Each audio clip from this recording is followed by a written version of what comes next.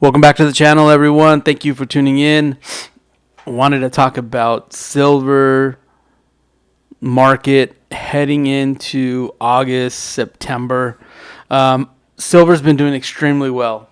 If you've been stacking silver as long as I have, you know that doesn't tend to last very long. I'm looking over off to the side on what silver's done so far for the year, and it's done extremely well.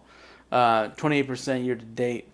It's up $6. Now there's a slow trend. The last dip is higher than the previous dip. Let me repeat that again. So there was a dip in price, in spot price, back in January, and it was 29. Then the next one was low 29, and then we just had a very low 29. So it's on a downward trend. A-Mark stock is on a downward trend. It looks like it might be heading back down, but it's such a good time to be selling, I think. Spot price is at $30.75 right now. But even the local coin shops are giving you -2 off spot. So I'm guessing that they're still pessimistic about the future of where silver spot price is going to go. And that's the reason why they're paying you 2 back from spot price. I saw a video earlier from Vegas Stacker. Shout out to Vegas Stacker for putting out a channel, putting out his content, putting his thoughts on video for the world to see. But he's talking about where you should be buying, where he's super concerned about the buyback price, right? When you go back to sell. And I think that is a lot of people who's on the same page. They're trying to figure out where's the best area to buy silver.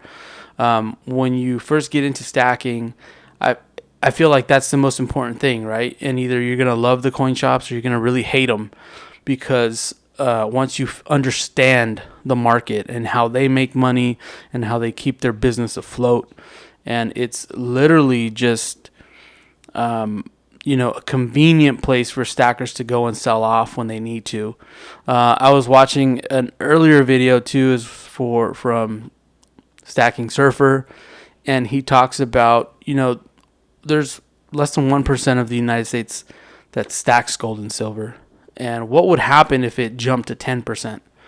There would be delays in getting silver bullion and et cetera, right?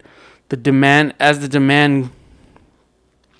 is as the demand prepays for the silver, then the businesses start to pump out silver bullion. What I notice is that there's a lot of wholesalers in the space.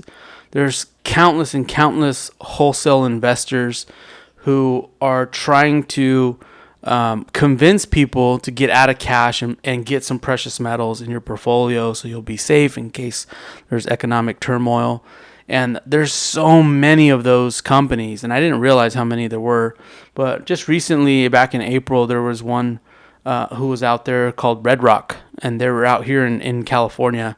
And they did this over a course of years, and they were targeting elderly and saying, the market's going to be crashing. You should really get into precious metals, and we have a direct connection to the Royal Mint, and we'll be getting them at a discounted price. And then what would happen when they agree? They flip them over and give them high premium gold or silver, and then take those profits. And it just kind of sucked because these are elderly, and they put their trust and confidence into people just to get scammed, and it's just a really bad thing. It's crazy too because there's a YouTube video about a guy who's reviewing them, saying that they're such a legit and good company, and then they get popped for fraud. Not fraud, but they get popped for lying to their customers. I guess that's fraud. If you want to check it out, you should just Google it. It's called Red Rock. Red Rock Secured, I believe. But what would happen if everyone started to buy bullion? I don't think that there's going to be any kind of crazy delay. I think what we've seen with businesses in general in 2020 was, there was a upsurge in demand and there was a wait time, right?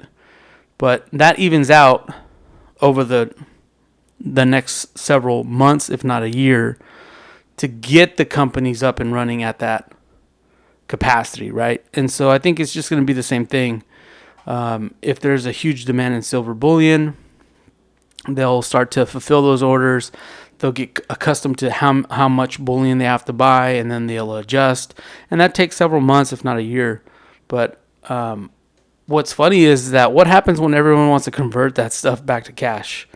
If 10% of the population stacked, and imagine you trying to go and sell. I think the buyback prices would be horrible. That's number one, I would think. But it's kind of an interesting idea, because there isn't any kind of like crazy, like the things that we need silver for. There's never been a slowdown in that. There's never a slowdown for not being able to get solar panels or cell phones or anything that has silver in it. Yoga pants. There really isn't any kind of like slow delay on that stuff. So I think that businesses adjust accordingly. They'll up their capacity if they have to and start pumping out more.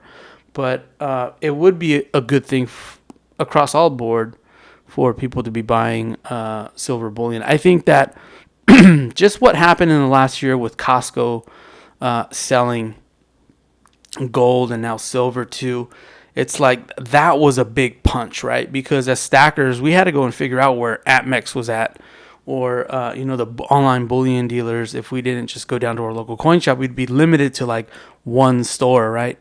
But the fact is that once Costco got a hold of some gold, it kind of made it everything like mainstream to everyone, right? The school teacher who's going to go shop is going to see gold bullion now inside Costco, and she's going to get curious. And the insurance agent who shops at Costco or everyone in general who just shops there is now exposed to it, and that brings in new interest. And I think that's good, and we'll see a price, kind of, I don't know, how do you say that? The spot price or the demand of bullion will kind of increase a little bit. Who knows? I still, to this day, do not know how spot price is calculated. I know it's based off the futures contract, but those things can be canceled at any minute. They can be, you can put a huge order in and then just cancel it. So I don't think it's based off bullion sales. I know that's part of it. But either way, it's kind of interesting to even think about that conversation. I'd seen on the news earlier about India being so fascinated with gold, and now they're not buying as much because of the price. The price has increased dramatically, and now they're starting to slow down on that buying. But we're hearing a lot about central banks buying gold over the past several years. The economy is going to crash, it's going to fail. We heard the story multiple times on multiple channels with multiple stories. Has it happened? No. I think that once government figures out that they can't print anymore, they'll figure out some kind of way to digitally continue with this huge scheme of things. But we'll be forced to use digital currency. I think that's just coming next. That's the simplest move. Everyone right now pretty much works with digital currency anyways. If you get paid, you get a direct deposit in your checks, and then you start spending your money, paying your bills. Like, that's all digital. It's not like we're still going down to, the water company and paying cash for things. So, I mean, it's just inevitable that we're going to be using a digital currency. Once the printing stops, finally stops, I think we can still keep going. But, they're talking about a lot of debt now that's being collected every day. And, the interest is mounting crazy. Most of the professionals are convinced something's going to give. Will silver and gold save us? I doubt it. I don't think it's going to help us in any way. Well, I take that back. It's going to help us, but I don't think it's going to save or impact our lives like most of the community thinks it's going to do. It'll be an insurance for sure. I think that's part of why I stack. But moving forward, if you are kind of on the fence about stacking, I think that for the majority of people in the last 2 years, they got in really bad at a really bad time. I personally think that in the future, spot price is going to go down more. Will it go down sub 20? That's something interesting to probably think about. Most of this silver that you see here was bought under $20 with taxes and sales. Shipping. So it's kind of interesting that, that we're at this moment right now.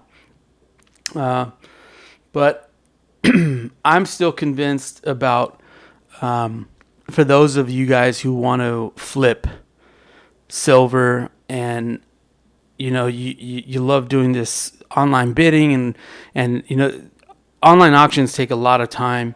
You got a lot of time after to ship everything and process everything, collect money. I've just been saying this for several months now.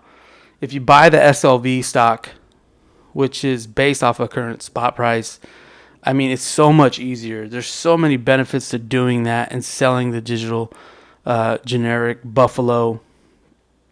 It's much easier. It's cheaper. Right now, an ounce of silver is around $34, $35. An SLV stock share is, let me double check right here, $27.84. And you can sell and set prices on the spreads. Like, imagine if you can go down to the coin shop and say, I'm going to sell you all this when the price hits this. Once the price hits $32, I'm willing to sell you all this, and you're going to buy it at $32. Like, imagine if you had that power at the local coin shop to buy and sell, right? And you tell the owner, hey, I'll buy your silver, but I'm not going to buy it. Spot's at $28 right now. Once it hits $27.25, we're going to lock in that price. That's how you sell the SLV, and it's so much easier. You can offload it. You can maximize the gains on the spread of spot price, and you're buying high and selling, buying low, selling high. So that's something that I really wanted to push and share to the people who are thinking about flipping. I think it's just a great alternative, and it's worth sharing. So hit me up in the comments if you guys have anything else. That's all I wanted to say. Happy 4th of July.